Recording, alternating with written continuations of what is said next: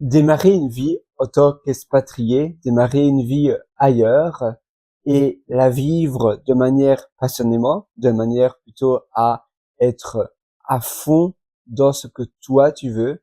Il y a énormément de gens, de personnes qui s'expatrient et qui vivent du freelance, mais ça peut également être d'un restaurant qu'ils achètent. C'est souvent dans un pays où le coût de la vie est beaucoup moins cher et donc ils achètent un restaurant et puis un bar et puis ils achètent peut-être également une maison qu'ils vont louer sur Airbnb et des choses comme cela. Ça, c'est une aventure de vie passionnante, incroyable, mais évidemment, c'est pas fait pour tout le monde. Et l'autre style de vie, c'est toujours voyager, aller dans d'autres pays, voir d'autres choses, d'autres cultures, mais être freelance, être à son compte, ou bien avoir un produit. Un produit, ça peut être soit du e-commerce, ça peut être vendre un produit, une prestation de service. De nouveau, ça touche un peu le coaching ou le freelance. Ça peut être vendre une application mobile, une app mobile. Donc ça peut être c'est pas spécialement vendre une app. Évidemment, tu peux directement la vendre, mais ça peut aussi être une subscription. Donc un abonnement que tu vas avoir, donc tu vas développer une application, ou bien tu vas sous-traiter cela, ou bien tu vas trouver une application déjà existante, soit tu vas l'acheter via des marketplaces comme Flippa et d'autres, ou bien tu vas l'acheter sur CodeCayon par exemple, et d'autres marketplaces où tu as le code source, mais tu dois publier cela sur l'App Store. Évidemment, il faut continuer à mettre à jour ton application. Tu peux faire appel à un développeur, à un ingénieur en informatique ou bien à l'intelligence artificielle pour pouvoir maintenir cela. Autre chose, c'est proposer un service SaaS, donc un software as a service. Ça veut dire que là, tu ne vas plus vendre ton temps, contrairement aux prestations de services et aux missions de freelance que tu pourrais avoir, mais ça va être un logiciel SaaS, donc software as a service, que tu vas proposer. Évidemment, il faut identifier un problème très souvent pénible parce que ça fonctionne mieux quand le problème est pénible. Et si tu identifies un problème, alors là, tu vas pouvoir proposer une solution pas miracle, mais une solution qui correspond bien au problème. Tu peux proposer une solution basée sur une USP, donc Unique Selling Proposition. Tu dois pas spécialement avoir la chose parfaite. Au début, tu seras de toute façon pas parfait et il faut l'admettre, mais il faut que tu te différencies par rapport à la masse. Il faut pas spécialement être la vache trop pourpre comparée aux autres vaches, parce que si on innove, c'est rare que l'innovation est très risquée. C'est rare qu'on va exceller en innovant, mais il faut quand même se démarquer. Un peu comme Domino's. Au début, il y avait plein de pizzerias partout, encore plus que maintenant, surtout à New York et dans les villes comme aux États-Unis. Et Domino's, ce qu'ils ont fait, c'est que à ce moment-là, la plupart, et moi je me souviens même en étant petit, j'habitais pas aux États-Unis, mais quand tu appelais, quand mes parents appelaient, il fallait prendre le téléphone à ce moment-là, et on devait appeler une pizzeria, et parfois il fallait attendre pendant 2 heures. On n'avait aucun tracking, rien, il fallait attendre, 2 heures, 2 heures et demie, dépendant du livreur. Et Domino's a proposé à tout casser en disant, voilà, vous avez la certitude que vous allez être délivré en dehors les une demi-heure, ou bien on vous rembourse, vous ne payez rien, et vous allez quand même recevoir la pizza. Mais on s'engage à ce que soit vous avez la pizza dans les 30 minutes, ou bien c'est nous qui devons payer. Et ça, c'était quelque chose de très marquant. Ils ont proposé cette proposition de valeur, et pour eux, voilà, ils savaient qu'ils allaient avoir suffisamment de stores, donc de pizzerias, un peu partout dans les villes, et à suffisamment de livreurs également, c'est très important, de personnes en moto qui pouvaient délivrer les pizzas là où ils proposaient leur USP, leur Unique Selling Proposition. Et toi, tu pourrais aussi proposer quelque chose de semblable.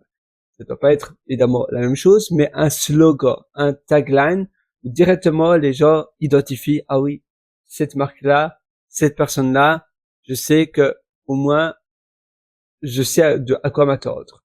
et si possible chiffré. Si ton slogan est chiffré, court, chiffré et précis, eh bien, ça aura davantage d'impact. Comme 30 minutes, tu vois. Tu peux dire, par exemple, vous allez avoir un logo dans les 20 minutes à venir. Dans les 20 minutes, vous allez recevoir, on va directement faire appel à un designer professionnel, et ce designer professionnel va vous donner un logo. Il y avait 99 Design qui proposait également un choix de logo, et si tu n'étais pas content, ils allaient t'en donner un autre, ou ils allaient faire appel à un autre designer, mais tant que tu n'étais pas satisfait, tu n'allais pas devoir payer. Et ils allaient s'arranger pour que tu aies le meilleur des logos. Il y a plein de USP, des Unique Selling Proposition, que tu peux proposer d'ailleurs. J'ai pas mal de notes à ce sujet. Et ça, c'est aussi quelque chose que je te suggère pour commencer. Il faut surtout pas négliger les USP et les taglines.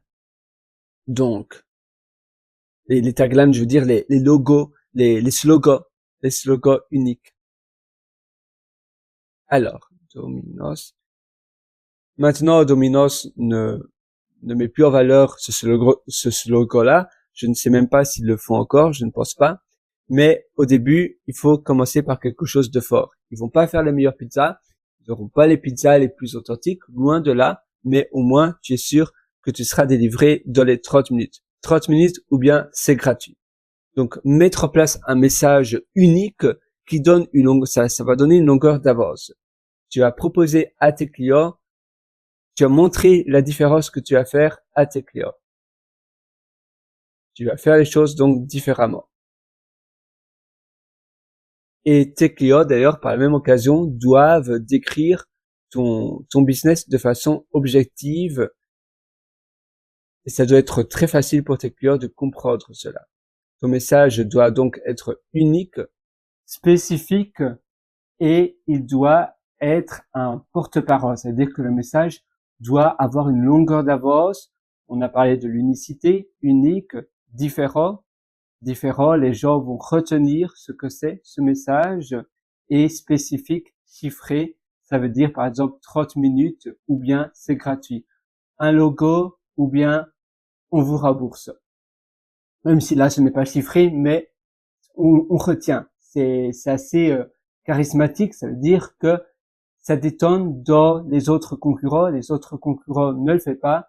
Toi, tu es la vache pourpre, tu sors du lot et tu affiches clairement ce que tu fais. Tu affiches, voilà, pour nous, c'est le customer service, ça veut dire la vente, le support client. Si vous n'êtes pas content, ne vous en faites pas, vous aurez toujours quelqu'un en dehors les 5 minutes. Si vous nous contactez, il y aura quelqu'un qui vont vous répondre en dehors les 5 minutes. Eh bien, tu vois, 5 minutes, c'est chiffré. Directement, quelqu'un au téléphone, si tu te trouves dans un marché où le support clientèle est pas terrible, ça va avoir les gens vont apprécier ce que tu fais parce que tu résous un problème que tes concurrents soit ne peuvent pas résoudre parce que ils sont trop gros ou bien c'est pas leur priorité. Toi, tu vas tout miser sur ça. C'est un peu comme Zappos et le service clientèle de Zappos. Alors, tu vois, donc tu as plein de choses que tu peux mettre en place. Développer ton histoire, c'est aussi très important. L'histoire sur toi, sur ton passé, pourquoi tu réalises cela maintenant, par où tu es passé, par les galères, par les... Voilà, on est tous passés par des choses qui nous ont fait changer d'esprit et on s'est dit, voilà, moi je ne veux plus vivre cela, je vais proposer à mes clients la meilleure expérience. C'est le passage du désert, comme on appelle cela. C'est la traversée du désert. Traversée du désert, c'est pas agréable. Faut marcher longtemps, on est perdu. Mais par contre, à un moment donné, on voit peut-être des jouets d'enfants, de la mer, tu sais, une petite pelle, ou bien un moule pour faire des mini châteaux de sable. Et puis après, peut-être que tu vas entendre des bruits de mouettes. Et puis tu vas sentir un peu l'eau, tu vas voir des coquillages, et tu vas dire oui, voilà, Maintenant, j'y suis. Je suis près de la mer. Je suis arrivé à destination. Et la traversée du désert, c'est quand tu perds espoir, que tu es perdu, tu es au milieu du désert, tu sais plus où aller. Tu as vraiment envie de jeter l'éponge, mais non, tu persévères. Alors, c'est aussi très important d'avoir un thème, d'avoir une spécificité et de commencer par une niche petite, une niche bien précise, et tu vas viser d'abord cette niche-là. Peu importe de ton domaine, si tu es coaching, si tu es peut-être, tu vas être un mentor peut-être, même si un mentor, ça demande d'abord de l'expérience. Tout le monde ne devient pas mentor comme cela. On appelle, ce sont des gens wise, des gens qui ont un recul certain pour être un mentor. Mais tu peux être un coach. Tu peux être quelqu'un qui vend des formations, des prestations de services. Et on a tous besoin de d'abord cibler une niche. Peu importe de ce que tu vas vendre sur Internet, c'est important parce que sinon tu ne vas parler à personne. Il faut parler à une cible bien précise et pour cela, ça commence par une niche. Et il faut évidemment que toi, tu corresponds à ta niche. Si ton vocabulaire, ton code de conduite ne va pas avec la niche, par exemple, tu parles aux gens gays, mais toi, tu es 100% hétéro, eh bien, il y aura un problème, tu vois. C'est un exemple comme un autre, mais il faut que tu comprennes cette niche, ou bien que tu embauches quelqu'un qui va être la personne représentatrice de ton business. Alors, c'est important aussi donc d'être présent sur les réseaux sociaux. Les gens vont suivre ton business pour toi. C'est beaucoup plus simple de nos jours de piloter son business en tant que soi, de se montrer vulnérable et non pas une grande industrie, une grande multinationale qui est complètement anonyme. Non, nous on veut être la petite entreprise particulière, mais qui est humaine, qui parle et qui comprend ses clients. Et ça, c'est extrêmement important. Parce que sinon, tu seras à nouveau du yaourt, tu n'auras pas de goût. Tu seras pareil que les 350 000 autres concurrents de ton village. C'est important aussi, donc, on parlait justement de la traversée du désert. Pour cela, tu peux proposer donc la manière dont tu vas peut-être parler de toi. Ça va être l'appel. Tu vas d'abord dire, voilà, j'ai d'abord eu un appel, je voulais absolument que cela se présente. Je voulais absolument résoudre cette cause qui est extrêmement importante pour moi parce que peut-être je veux proposer des produits de santé bio parce que ma mère a eu un cancer de la peau à cause de l'utilisation de mauvais produits. Voilà. Ça, c'est l'appel. Tu sais que voilà, tu es appelé par une cause. La résistance, c'est les autres pensent que c'est pas possible, ils se mettent contre toi, ils te remettent en question, mais même s'il y a une remise en cause, toi tu veux continuer. La traversée du désert, on en parlait justement, c'est le moment de doute où on pense que tout est perdu, et puis après tu as le point de pivot de l'histoire, ce qui fait tourner la situation, ce qui change la situation, le challenge, la vérité, l'épreuve, la grande épreuve, comment on appelle cela, puis tu as la mort, le fait que finalement tu vas ressusciter, la renaissance, le retour en force, et d'ailleurs c'est repris des scripts de Star Wars, si ça t'intéresse, et d'ailleurs, et puis oui, donc le retour en force, j'en parle d'ailleurs dans mon livre, sur mon site pierrewriter.com, si ça t'intéresse. Ah non, c'est sur mon site 01script.com. D'ailleurs, je devrais le mettre sur pierrewriter.com. Sur 01script.com, je mettais histoire. Si tu tapes histoire, je vais vite te le montrer. Histoire. Alors, attends, voilà, comme ça. Et là, ici. Comment transformer, une idée en légende. Le golden plot. Et là, je parle de la manière dont tu peux justement transformer ton histoire, la manière dont tu vas transmettre quelque chose à ton audience. Voilà. Là, il y a 11 points. Ici, ce que je t'ai dit est un peu plus court, mais en réalité, je te suggère vivement de regarder cela, de lire cela, Je vais peut-être bientôt le transférer cet article sur pierrewater.com parce que zeroinscript.com c'était mon ancien site internet que je mets plus vraiment à jour. Mais voilà. Donc si ça t'intéresse, c'est ici. Je t'invite à prendre une capture d'écran et ainsi tu pourras relire cela à ton aise. Voilà.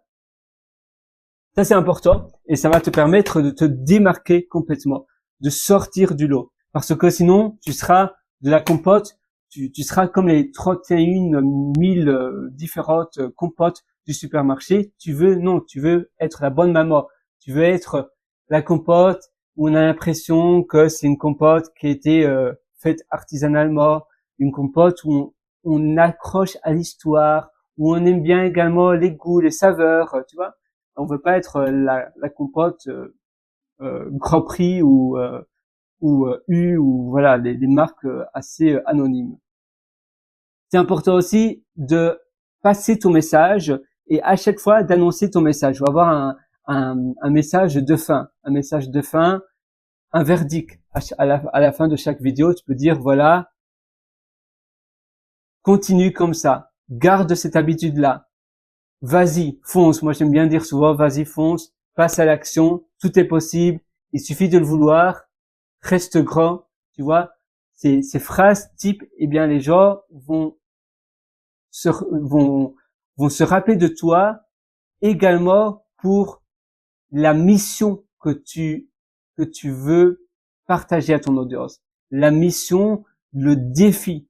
Et ils vont se dire, waouh, qu'est-ce que cette personne-là est inspirant, et ton audience va accrocher à toi parce que elle se dit mais oui, en réalité je suis aligné avec ce que cette personne-là partage comme mission, comme vision, et donc c'est important que tu puisses montrer cela clairement. Mais il faut que ça s'accroche, il faut que ça soit cohérent avec ton personnage. Si tu dis voilà, faites du sport, allez-y, motivez-vous, et pourtant on voit bien que en réalité tu dis cela mais tu n'y crois pas vraiment, et puis peut-être que tu n'es pas la personne de physique, peut-être qu'on voit clairement que tu fais pas beaucoup de sport, et également la manière dont tu le dis, ça doit venir du cœur, ça doit venir des tripes, parce que sinon ça va être assez ça n'aura pas de caractère. Et avoir du caractère, eh bien, c'est extrêmement important. Et donc, quand tu prends ton indépendance, quand tu veux travailler pour toi, que tu veux avoir une mission, eh bien, tu dois porter cette mission. Tu dois être le porte-parole de cette mission, de ton domaine, de la cause en question. Et c'est un peu comme un ambassadeur. Tu vas être l'ambassadeur de ton domaine, de ta thématique. Et être l'ambassadeur de sa thématique, ça change la donne. Au lieu de suivre le 31 millième, la 31 millième chaîne sur Internet de vidéos, eh bien toi, tu vas être la chaîne. Rien qu'avec un nom bien spécifique. Récemment, je regardais une chaîne YouTube qui s'appelle l'Oseille. Eh bien, l'Oseille, c'est directement ce que c'est. Oseille, on retient, c'est court, Oseille TV, tu vois. Ça a du caractère. Il y a une autre chaîne également qui s'appelle Click, je pense, Click TV. D'ailleurs, cette personne-là, c'est un Français, mais il avait interviewé Justin Bieber. Mais l'Oseille, oui, l'Oseille, c'est plus pour les expats. Et oui, c'est ça, Click TV. Click TV, l'Oseille TV, tu vois, ce sont des chaînes qui sont assez singulières. Oseille TV est beaucoup plus récente. Click TV, c'est une chaîne qui elle a certainement 12, 14 ans, mais la personne derrière cette chaîne YouTube continue à mettre à jour la chaîne. Voilà, ça c'est Click TV. Tu vois, et directement, ça parle. Ça mon travail d'ailleurs, maintenant il est sur Canal+. Avant c'était seulement sur YouTube, maintenant il est également sur Canal+, donc tu vois, ça veut bien dire beaucoup de choses, même si maintenant les chaînes de télé, ça veut plus dire grand chose. Mais ça reste, voilà, il y a quand même une autorité, parce que il y a une barrière à l'entrée, et qui dit barrière à l'entrée dit notoriété. Et Oseille TV, alors Oseille TV, ah voilà, là, oui c'est beaucoup plus récent, hein. Mais voilà. Et tu en as d'autres, hein. Mais c'est important que tu aies un nom court et qui est facile à mémoriser. Et puis après, tu vas avoir ta punchline, ton slogan, un peu comme Domino's, on l'évoquait, quelque chose qui soit chiffré, quelque chose qui soit différent, unique, donc l'USP, Unique Selling Proposition, et quelque chose donc que l'on retient et qui montre directement, rien qu'avec le slogan, on sait ce que tu fais, on sait qu'est-ce que tu fais de différent par rapport à la concurrence. On se dit, ah oui, cette personne-là, voilà, je veux acheter mon produit là parce que rien qu'avec les 3 mots du slogan, je sais exactement à quoi m'attendre. Et si tu sais exactement à quoi t'attendre avec cette petite phrase, ça, c'est la magie. C'est ça qui va faire toute la différence. Tu veux montrer, tu veux leur dire, voilà, l'expectation, ce que tu vas recevoir, moi, c'est ça. C'est un peu comme le fameux elevator pitch. Dans un ascenseur, tu dois pouvoir pitcher ta startup en 30 secondes, en 20 secondes. Évidemment, l'elevator pitch, ça vient de New York, des États-Unis, où les bâtiments, les tours sont très hautes et donc tu peux rester facilement 1 minute, du moins avant, dans les années 90, 2000, tu restais 1 minute, 1 minute 30 parfois dans un ascenseur parce que c'était très haut. Et tu allais au 60, 80e étage. D'ailleurs, le plus haut bâtiment USA étage. On va voir cela. Il doit faire, oui, dans les 100, quelque chose étage. On va taper New York. Tu vois, the Empire State Building, ça fait 102 étages. Et 102 étages, on va simplement, voilà, tu vois. Et d'ailleurs, on le voit dans beaucoup de films. Empire State Building, on le voit dans énormément de films. Et on va simplement taper, et pour toi, il date, hein. Il date des, 1930. Ascenseur, minute. On va taper cela et on va voir à l'encre. Ça prend combien de temps? Et là, on dit oui, 1 minute, alors oui. Un peu plus d'1 minute. Maintenant, ils sont certainement plus rapides. Mais avant, c'était 1 minute et 20 secondes. On dit, ouais. Ouais, une bonne minute. Et pendant 1 minute, tu devais pouvoir pitcher ta startup. C'était ça le but. Et c'est resté parce que c'est tellement efficace. 1 minute, c'est court, et si ta startup est très vague et que tu n'arrives pas à expliquer ce que tu fais, ça veut dire qu'il y a un problème. Non, non, non. Tu dois pouvoir expliquer, exprimer exactement ce que tu fais sous des mots clairs en moins d'1 minute. C'est ça, le fameux elevator pitch. Et exerce-toi à chaque fois que tu te trouves dans un ascenseur, et encore mieux si tu habites dans un immeuble, si tu prends pas l'escalier, alors prends l'ascenseur pour faire ton elevator pitch à chaque fois. Et diminue, essaye de t'enregistrer, et puis après, peut-être tu peux montrer ça à ta famille, aux personnes qui sont proches de toi, à ta moitié, et non, même peut-être pas à ta famille en réalité, à une personne qui connaît rien à ton business, et tu leur demandes, voilà, est-ce que tu comprends après cette vidéo de 40 secondes où j'explique ma startup? Et si les gens disent non, eh bien ça veut dire qu'il y a une amélioration à faire, soit dans ton business model, soit de la manière dont tu expliques ta startup, dont tu expliques ton activité. Voilà, moi je coach des médecins pour qu'ils puissent gagner davantage. Donc j'augmente le chiffre d'affaires des médecins en chirurgie esthétique, tu vois, tout simplement. Ça doit être niché, précis et oui, chiffré encore davantage. En 40 minutes par jour, si tu suis mon programme de 20 minutes par jour, tu vas pouvoir perdre 10 kilos en 3 mois. Voilà, tu vois, c'est très simple. Elevator pitch. Alors, voilà, elevator pitch. Donc, tu vois, pitch. C'est amusant, je vois quelqu'un qui demande si c'est illégal de parler dans un ascenseur. Tiens. Alors, elevator pitch, donc c'est tout simple, tu vois, c'est vraiment cela le sujet, et c'est 30 secondes, ils disent. Et c'est vrai que 30 secondes, je trouve que c'est déjà pas mal. C'est déjà suffisant. Et puis après, si tu as besoin d'investisseurs, tu pourras également utiliser la partie de l'elevator pitch comme résumé. Maintenant, c'est vrai que même si tu travailles pour toi, on se demande mais pourquoi je devrais avoir un elevator pitch. Même pour toi, pour comprendre ce que tu fais, c'est bien. Parce que sinon, parfois, on fait une activité, on sait même pas ce que l'on fait. Il faut réaliser quelque chose qui soit précis pour son activité. Si on n'a pas une vision claire, si on ne sait pas où on va ou si on ne sait pas pourquoi on fait ce que l'on fait, alors on est perdu. Et alors on perd de motivation, on perd de but. Et ça, c'est un problème. Il faut savoir où on va. Il faut connaître son but. Il faut connaître les raisons pour lesquelles on entreprend ce que l'on entreprend maintenant. Enfin, le conseil le plus simple, mais peut-être l'un des plus difficiles à appliquer, c'est d'agir, de passer à l'action et de réorganiser ses journées pour faire la chose la plus importante le matin. En effet, tu l'as deviné, c'est toujours le matin le moment de la journée la plus importante pour toi, parce que au fur et à mesure que la journée se déroule, tu sais jamais ce qui peut se passer. Il y a des imprévus, il y a de la charge mentale qui va s'accumuler, il y a de la fatigue qui va s'accumuler.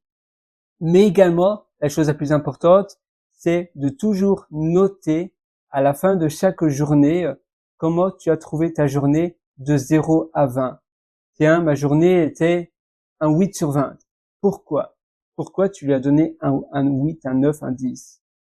Qu'est-ce qui s'est bien passé? Qu'est-ce qui s'est pas bien passé? Tu vas aller à rebours, tu vas revisionner ta journée, se redéfiler, et tu vas identifier les choses que tu aurais pu améliorer. Et là, tu vas noter cela sur une feuille. Moi, je te conseille de le faire sur une feuille de papier, un peu à la old fashion. Tu le fais encore sur une feuille de papier parce que dès le matin, dès le réveil, tu te réveilles le matin, voilà, là, tu vois, je me réveille, tu vois certainement pas, tu me vois pas parce que la vidéo ne couvre pas ce champ, mais là, il y a mon lit. Je me réveille, je m'étire, je regarde la liste des choses et je vois, ah oui, tiens, aujourd'hui, je ne dois plus faire ça. Aujourd'hui, je dois faire cela. Aujourd'hui, je dois me focaliser davantage sur cette chose-là. Et maintenant, je me dis, voilà, je bloque 2 heures de mon temps. Je vais surtout pas voir mes messages, les réseaux sociaux, les emails, je parle à personne.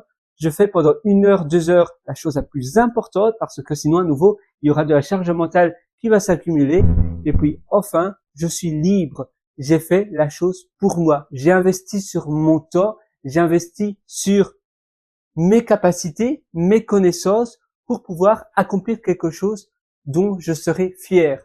Ça peut être une personne que tu veux devenir, ça peut être une activité, peut-être que tu veux ouvrir un café, alors tous les matins pendant 2 heures, tu vas peut-être faire des négociations de loyer que tu as trouvé la veille, tu vas envoyer des emails, tu vas essayer d'avoir des licences que tu dois avoir, que tu dois obtenir pour ouvrir ce café en question. Et puis, tu vas peut-être faire des négociations pour les fournisseurs de café, de croissants, de pâtisseries que tu vas vendre. Et une fois que tu as tout cela, boum, bingo, tu peux ouvrir ton établissement. Tu vas également voir pour le recrutement comment tu peux faire cela. Soit tu le fais de manière familiale, c'est-à-dire avec peut-être ta moitié, avec ta famille, avec d'autres personnes, d'autres membres de ton entourage dont tu es assez proche, ou bien tu vas le faire avec des salariés. Tu peux même éventuellement embaucher un manager, un directeur de pour l'établissement. Et ainsi, toi, tu vas complètement laisser ton café en mode autopilote, mais tu seras toujours l'actionnaire majoritaire. Mais moi, je te conseille toujours de commencer d'abord par un business online, par un business en ligne, parce que c'est le plus simple et ça ne demande pas d'investissement élevé au départ. Création d'entreprise, d'abord, tu regardes un peu ton marché, tu tâtes un peu, tu te crées une communauté, puis quand tu commences à générer des revenus, tu crées une entreprise, ça va jamais coûter au-delà des 1 000 €, tout compris. Et puis après, évidemment, tu peux te lancer. Évidemment, 1 000 €, oui, ça dépend aussi où tu enregistres ton entreprise. On va dire 3 000 € maximum, parce que dans des pays comme Dubaï ou bien Singapour ou Hong Kong ou peut-être Panama, je sais pas du tout. Ça coûte peut-être plus cher. Moi, pour ma part, mon expérience, c'est au Royaume-Uni parce que j'ai habité au Royaume-Uni pendant pas mal d'années et j'avais une société là. J'habitais à Manchester d'ailleurs, si ça t'intéresse, et ma société se trouvait à Londres et je faisais souvent au moins 1 à 2 fois par semaine le trajet Londres-Manchester. J'adorais cela. J'étais plus jeune aussi. Maintenant, je pense que quand tu as la vingtaine, c'est super chouette Londres, mais après, tu as envie d'avoir un environnement avec moins de gens ou un peu différent. Voilà, tu ne recherches plus les mêmes choses. Et c'est vrai qu'on change. Et il faut l'accepter, mais il faut aussi l'accepter dans tes planifications que tu vas réaliser. Et c'est pour cela que quand tu crées ton indépendance, tu dois prendre en compte cela. Tu dois prendre en compte les changements possibles qui vont se produire dans ta vie. On va tous faire des changements et si tu prévois dès maintenant dans l'organisation de tes journées, si tu prends en compte ces futurs changements, tu vas déjà investir sur ton futur. La meilleure manière de prédire le futur, c'est de le construire aujourd'hui.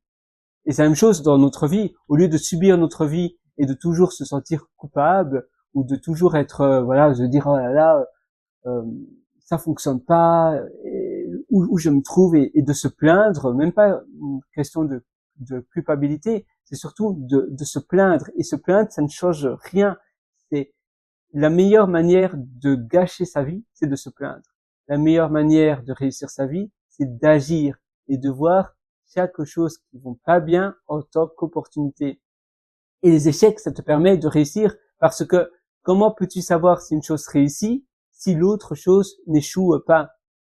La meilleure manière de voir, par exemple, tu lances 2 business, eh bien, il y aura toujours un des 2 business qui va mieux réussir que l'autre. Donc, c'est-à-dire que l'autre business a échoué. Mais non, en réalité, c'est la manière classique de réussir. C'est d'essayer une chose, il y aura toujours une autre chose qui va moins bien aller que la première chose ou la deuxième chose. Et d'accord, l'autre chose a échoué, et grâce à cela, la première ou la deuxième chose que tu as faite a réussi. Et toujours apprendre de ses réussites et d'apprendre de ses échecs également pour pouvoir itérer, pour pouvoir construire un meilleur quotidien, un meilleur futur. Parce que l'être humain a un mal fou à ne plus commettre ses erreurs. On a un mal fou à apprendre de nos erreurs. On pense que l'on apprend de nos erreurs et pourtant on les répète encore et encore. On est comme ça, on aime bien jouer avec le feu aussi, et parfois on oublie ou bien ça devient plus fade dans notre esprit des choses qui se sont pas bien passées.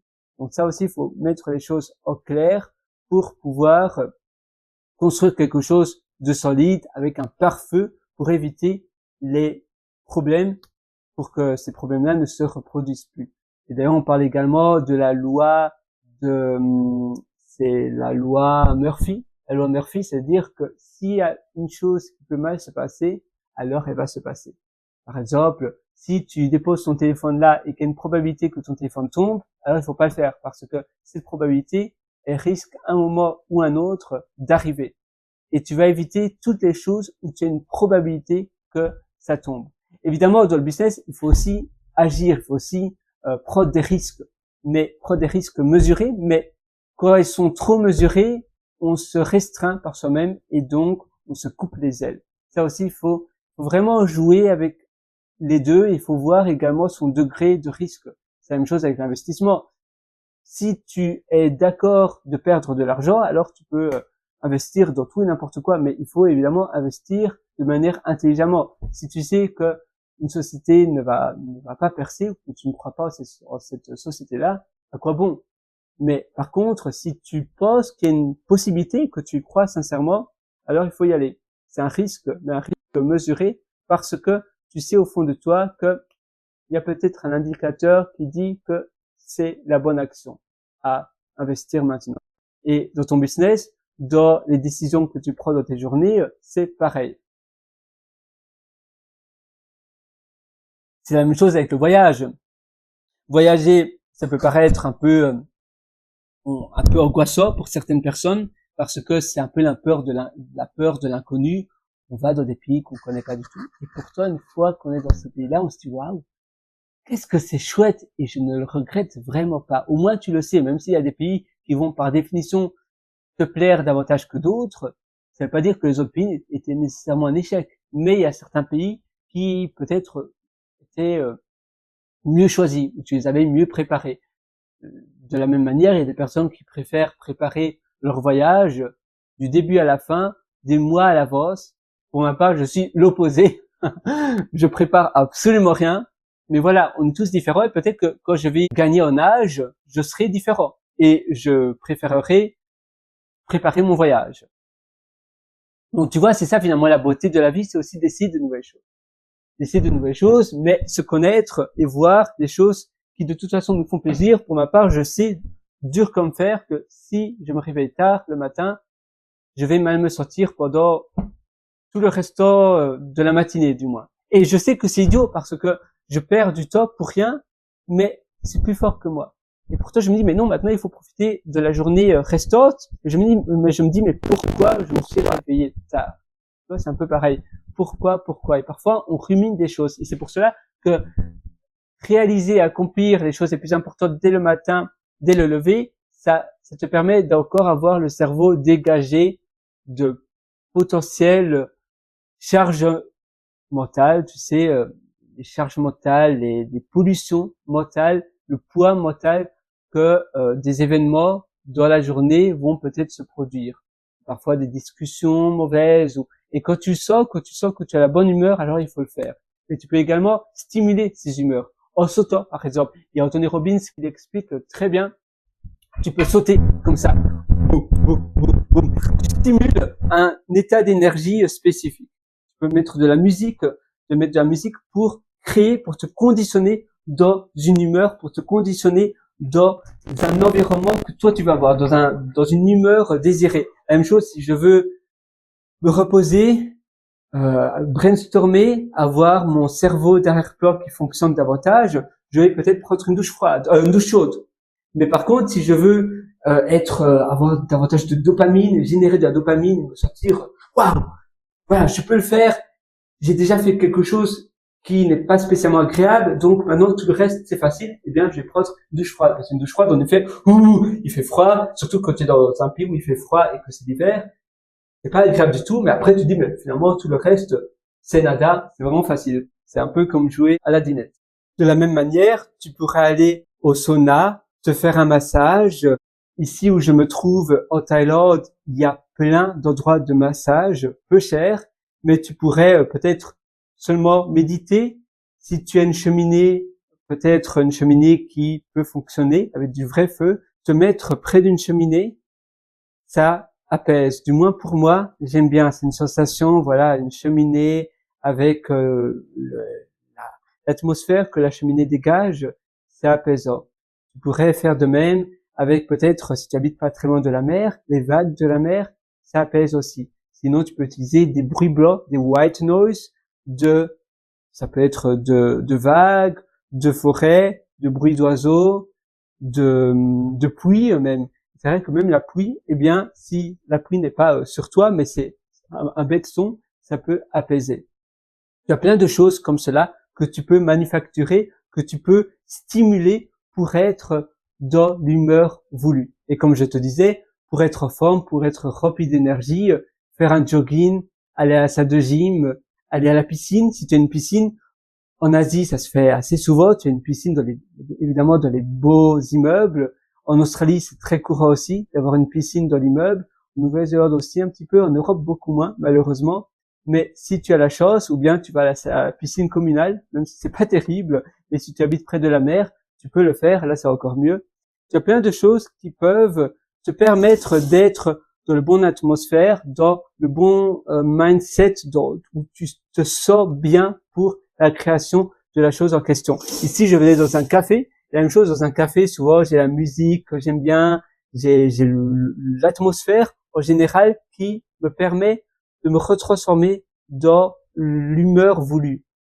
Mais tu peux bien évidemment le reproduire chez toi avec des white noise, avec des bruits. Tu tapes simplement bruit de café et tu vas également ajuster la luminosité de ton intérieur, ou bien tu t'achètes des LED et ça va te permettre d'avoir l'atmosphère voulue. Enfin, la dernière chose, c'est de le faire. Comme je te disais, le faire, mais également avoir l'objectif, avoir la vision précise. Parce que si tu n'as pas de vision précise, que ton but est flou, que tu sais pas trop quoi faire, tu vas échouer. Parce que il faut savoir pourquoi on fait cette chose-là chaque jour. Je te disais, mais c'est tellement important quand tu sais exactement la raison derrière et que tu sais l'outcome, ce que ton résultat escompté, quel est le résultat escompté que tu veux obtenir et que tu as une date butoir, tu te dis voilà, pour mercredi dans un mois, je dois être arrivé à ça.